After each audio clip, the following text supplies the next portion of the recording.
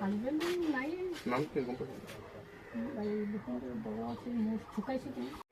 পিটিছিল আপোনাক মাৰিছিল মোক এই থাকত থাকোঁতে এই কোঠাত দি মাৰিছিল তো মাথাত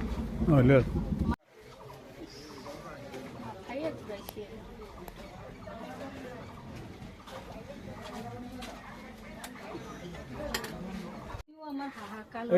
ক'ত মাটিত পৰি আছিলে নে ডেড বডিটো হেৰিয়াত বিচনাত?